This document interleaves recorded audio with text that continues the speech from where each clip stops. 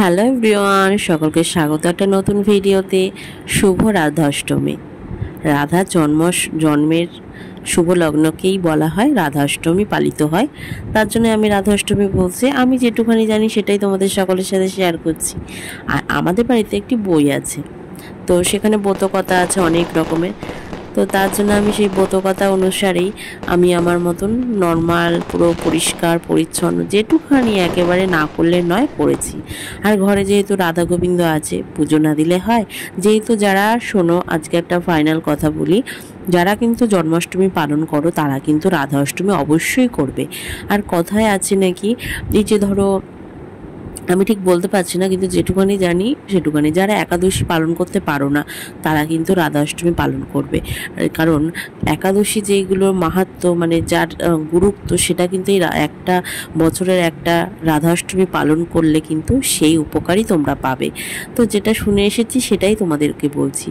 আর এখানে দেখতে পাচ্ছ 3টে তুলসী পাতা। সত্যি কথা বলতে ফুল কিনে আনা হয়নি, তাই গাছের ফুল দিয়ে পুজো দেওয়া হবে। তো টগর ফুল তোলা হয়ে যায় গাছে, গাছে বেশ ভালোই ফুল হয়, ঠাকুরকে ভালোভাবে পুজো দেওয়া হয়ে যায়। আর এখানে 3 রকমের ফল কুটে নিয়েছি, 1 গ্লাস জল নিয়েছি হলো টক দই 100 গ্রাম, আর নিয়েছি 5 রকমের 5টা মিষ্টি।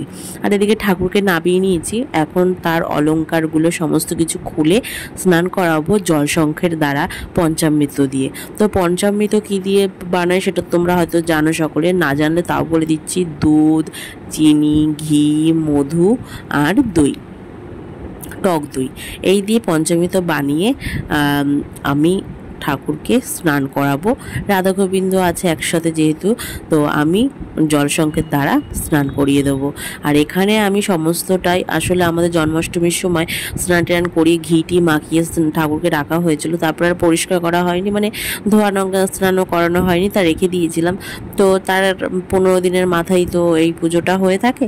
তার জন্য আমি কি করলাম, তো আজকেই আবার নাবিয়ে ভালো করে সুন্দর করে ধুয়ে মুছে পরিষ্কার করে আগে পঞ্চামৃত দিয়ে স্নান করিয়ে, তারপরে আমি উব্রো আছে যে সেটা আমি গঙ্গা জলে দিয়ে স্নান করিয়ে নিয়েছি। নেওয়ার পরে আমি ভালো করে মুছে তাদেরকে আবার শুধু যেরকম অলংকার থাকে সেটা পরিয়েছি। তারপরে ফুলের মালা দিয়েছি আর চন্দন মাখিয়ে তুলসী পাতা দিয়েছি। এইভাবে আমি আমার মতন খুব নর্মালভাবে করেছি। আর আমার বাড়িতে একটা ব্রতকথার বই রয়েছে, যার মধ্যে অনেক রকমের ব্রতকথা আছে। তার মধ্যে থেকে আমি রাধাষ্টমীর যে ব্রতকথা সে সমস্ত কিছু পড়েছি। এবং আমি যে মেন হলো তো হরে কৃষ্ণ হরে রাম, এটা বলেও তোমরা করতে পারো, রাধা রাধা বলেও করতে পারো, রাধা গোবিন্দে জয়, রাধা গোবিন্দে জয়, রাধা রাধে রাধে রাধে বলেও করতে পারো, হরে কৃষ্ণ বলেও করতে পারো। তো সত্যি কথা বলতে আমি আমার মতন ভক্তি ভরে, তোমরা যদি তাও না বলতে পারো, মেন হরে কৃষ্ণ নাম জপ করবে, আর সাথে তোমরা এইরকম স্নান করাবে, পুজো দেবে, মনে মেন হলো ভক্তি, আর কিচ্ছু না। ভক্তি থাকলে সবই সম্ভব, আর কিছু না। তো দেখতেই পাচ্ছ আমি আমার ভগবানকে স্নান করাচ্ছি এরকমভাবে, কখনো বেশি পড়ে যাচ্ছে কখনো কম পড়ে, আসলে অনেকটা পরিমাণ বানানো হয়েছে। তো আমি ভাবলাম ভালো করেই স্নানটা করিনি, স্নান করি কিন্তু ভালোভাবে মুছিয়ে চন্দন পরিয়ে দিয়েছিলাম, অলংকার পরিয়ে দিয়েছিলাম, বস্ত্র মৌলি সুতো নাকি নামটা আমি ঠিক মনে করে বলতে পারছি না, তোমরা একটু মানিয়ে নিও কথাটা। তো ওই একটা সুতোরকে আমরা বস্ত্র হিসেবে দান করেছিলাম। তারপরে টগর ফুলের একটা মালা গেঁথেছিলাম, সেটাও দিয়েছি, চন্দন মাখিয়ে দিয়েছিলাম তুলসী পাতাতে। আর সত্যি কথা বলতে একটু ফুল কিনে আনলে বেটার হতো, সে ফুল কিনে আনা সত্যি কথা বলতে হয়নি। আর গাছের ফুল দিয়ে কোনো রকমের তুলসী পাতা ছিল ওই দিয়ে হয়ে গেছে, নাহলে একটু ফুল কিনে আনলে একটু বেটার হতো। তোমরা যদি পারো ফুল টুল কিনে এনে, বা বাড়িতে যদি নানা রকমের গাছ থাকে তাহলে তো আর সমস্যা নেই, একটু কালারিং ফুল হলে বেশি ভালো হতো। যাই হোক, আমাকে পঞ্চামৃত দিয়ে চান করানোর পরে আমি গঙ্গা জলে একটুখানি একটা ফুল একটু অফ দিয়ে আমি স্নান করিয়ে নিলাম। এবার তুলে ভালো করে মুছিয়ে নেব ঠাকুরকে মুছিয়ে পরিষ্কার পরিচ্ছন্ন করে ঠাকুরের স্থানে উঠিয়ে নেব। তারপরে নিবেদন করব ফল, জল, দই, মিষ্টি। চান করানো হয়ে গেছে, মুছেও নিয়েছি রাধা গোবিন্দকে। এবার আমি চন্দন পরিয়ে দেবো, মাল্যদান করব, আর অলংকার যা আছে সেটা দেব, আর একটা মৌলি সুতো দেবো, ওটা বস্ত্র হিসেবে। তো এদিকে দেখো আমি বইয়ের পৃষ্ঠার ছবি তুলে নিয়ে তোমাদের সকলের সাথে শেয়ার করছি। আসলে ব্যাপারটা কী হয়েছে, ফোনে দেখছি একটুও জায়গা নেই, তো অনেক কিছু ডিলিট করতে হবে। তো ভাবলাম ভিডিও করেছি যেকালে এটাও ডিলিট করে দেবো, তার থেকে একটা কাজ করি, লাইভও করিনি যেকালে, তো একটা ছবি তুলে রাখি। তো বইয়ের পৃষ্ঠাতে যে কটা ছবিতে ছবি মানে পৃষ্ঠা ছিল, তো সেরকমভাবে আমি ছবি তুলে তোমাদের সকলের সাথে শেয়ার করলাম। কারণ এখন আমি ফোন নিয়ে বসলে তো অসুবিধা, তার জন্য ভাবলাম যে যা হোক হোক, এখন কোনো ফোন নিয়ে না, পুজোর কাজ পুজো করতে গেছি, আমি পরে ছবি তুলে শেয়ার করে দেবো। তো পুজোর বইয়ে দেখো তোমরা জুম করে নিলে নিতে পারো, এখানে আমি প্রতিটা যে কটা ব্রত, রাধাষ্টমীর ব্রত নিয়ম কানুন মন্ত্র আর রয়েছে সবটারই ছবি তুলে দিলাম, সেটা তোমরা দেখে নিও, বা ভিডিওর শেষের দিকেও আমি দিয়ে রেখেছি, সেটাও তোমরা ফলো করে দেখে নিয়ে বুঝতে পারবে, বা স্ক্রিনশট নিয়ে ভালো করে জুম করে দেখবে, সবটাই এখানে লেখা রয়েছে। আমি এরকমভাবে তারপরে ব্রত কথাটাও পড়েছিলাম, সেটা তোমাদের সকলের সাথে শেয়ার করা হয়নি, করা যেত যদি আমি লাইভ করতাম, তাহলে তোমরা শুনতে পেতে আমার ব্রত কথাটা। তো ব্রত কথাটা তুতলে যাচ্ছে কথা, সরি। তো আমি এমনভাবেই আমার পুজোটা কমপ্লিট করলাম, কোনো আহামরি কোনো কঠিনভাবে কিচ্ছু না, নর্মালভাবেই আমি ঘরে রাধাষ্টমী পালন করেছি। আর হ্যাঁ, আমি নিরামিষ খেয়েছি সারাদিন, কোনো চালের জিনিস খাইনি, একাদশী যেমনভাবে পালন করা হয় সেমনিভাবেই করেছি। আর রুটি খেয়েছিলাম দুপুরে, রুটি আর বেগুন ভাজা খেয়েছিলাম, একটু ফল টল খেয়েছিলাম। আর দুপুর 12টা পর্যন্ত কিন্তু পুরোটাই আমি নির্জলা উপোস করেছিলাম, কোনো রকম কিচ্ছু খাইনি, জলও খাইনি। শরীরটা যদি একটু ভালো না আমার, তো তাও আমি কিন্তু কিচ্ছু খাইনি, ঠাকুরের নামে ভেবেছিলাম পুজো দেবো ভেবেই আমি না খেয়ে রয়েছি। আর একটা টগর ফুলের সুন্দর মালা গেঁথে জলের মধ্যে রেখেছিলাম, ওর জন্য মালাটা বেশ ভালো। আর আমি পুজোটা ঠিক দিতে বসেছিলাম প্রায় 11:30 নাগাদ।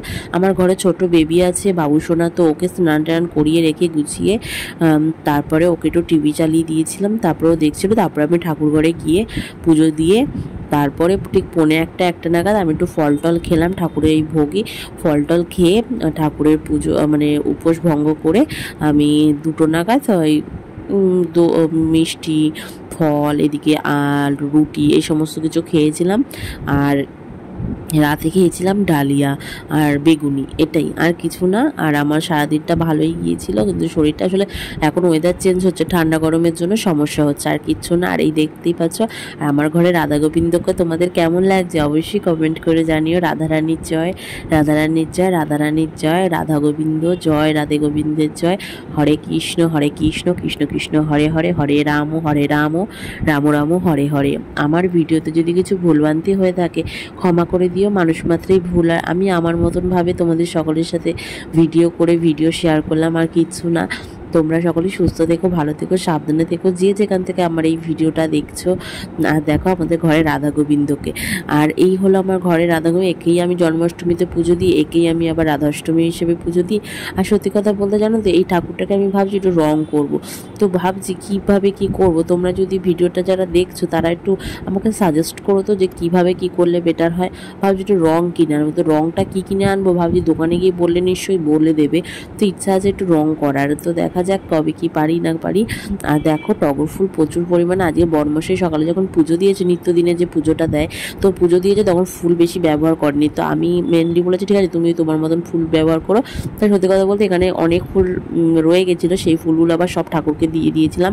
আর একটু কর্পূর দিয়ে আর ধূপ ধুনা দেখিয়েছিলাম, আর কর্পূর দিয়ে আরতি করেছিলাম। আর এই 5 রকমের মিষ্টি, আর এদিকে 3 রকমের ফল কুটেছিলাম, একটু টক দই, আর ঠাকুরকে একটু জল নিবেদন করেছিলাম। এইভাবেই আমি ভক্তি ভরে আমি আমার মতন ভাবে কিন্তু পুজোটা সম্পন্ন করেছি। আর দেখতেই পাচ্ছ কি মিষ্টি দেখতে লাগছে। আর কয়েকটা পৃষ্ঠা আমি তোমাদের সকলের সাথে শেয়ার করে দিচ্ছি।